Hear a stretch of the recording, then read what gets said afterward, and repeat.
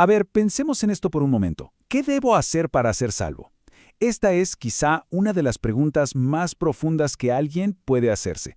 Y no es nueva, para nada. Ha estado en la mente y el corazón de la gente por siglos. Hoy vamos a meternos de lleno a explorar la respuesta que encontramos en la Biblia. Y es que esta pregunta resuena a través del tiempo. La hizo un carcelero en la antigua ciudad de Filipos, y la siguen haciendo muchísimas personas hoy que buscan la verdad. Parece que esta búsqueda de salvación es una inquietud muy humana, ¿no? Así que vale la pena que la examinemos con calma. Ahora bien, la Biblia sí nos presenta un camino bastante claro. Pero antes de empezar a recorrerlo, es súper importante que aclaremos un punto, un debate que a menudo causa mucha confusión sobre cuál es nuestro papel en todo esto de la salvación. Y aquí entramos al primer gran tema, acción versus inacción.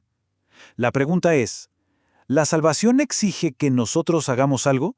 ¿O es algo en lo que no podemos intervenir para nada?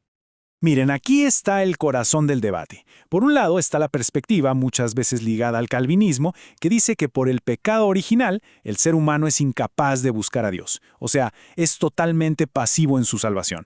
Y por otro lado está la enseñanza que afirma que, aunque la salvación es un regalo, sí se necesita una respuesta activa de nuestra parte. Si profundizamos en esa primera idea, lo que se plantea es que la voluntad humana está tan afectada por el pecado que, por sí misma, no puede ni siquiera tener el deseo de creer.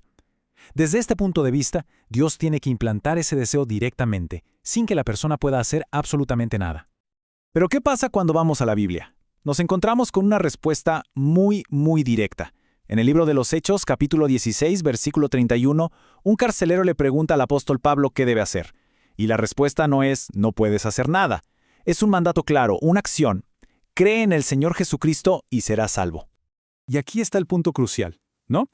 Si se nos pide que hagamos al menos una cosa, como el acto de creer, entonces la salvación deja de ser incondicional.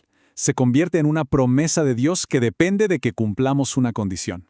Bueno, todo esto nos regresa a la pregunta original, pero ya con más claridad.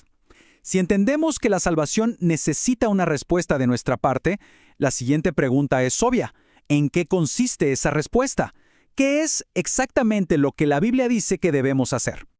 Perfecto. Ahora sí, vamos a la parte central de este análisis. Vamos a desglosar el camino a la salvación en 6 pasos o requisitos esenciales, todos por supuesto basados en las Escrituras.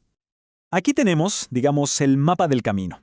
Empieza con oír, de ahí pasamos a creer, después a amar a Dios, luego a arrepentirse, confesar la fe y por último, ser bautizado.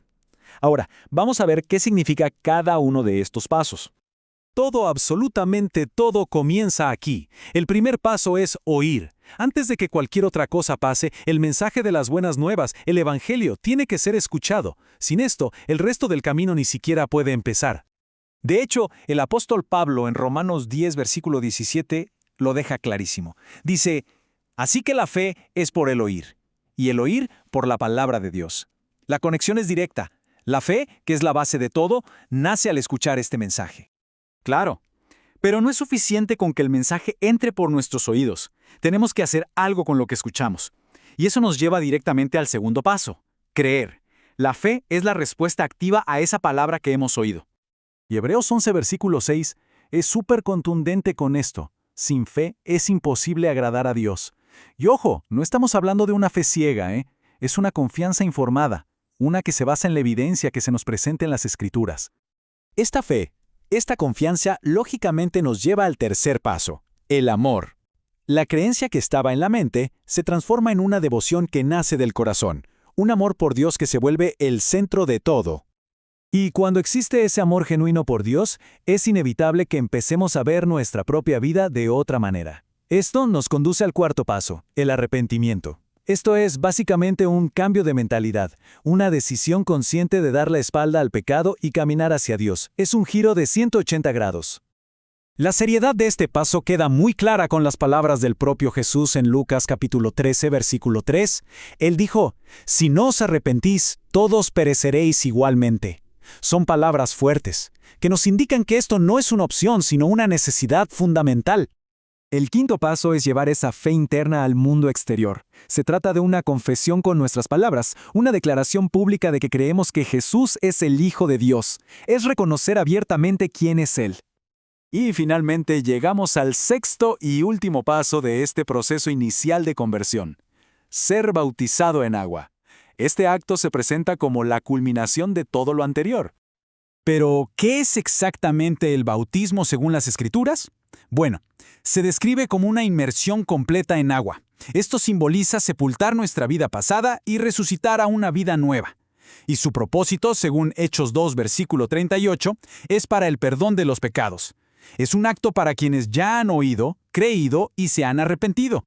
Muy bien. Para ir cerrando, vamos a recapitular la idea central que hemos explorado.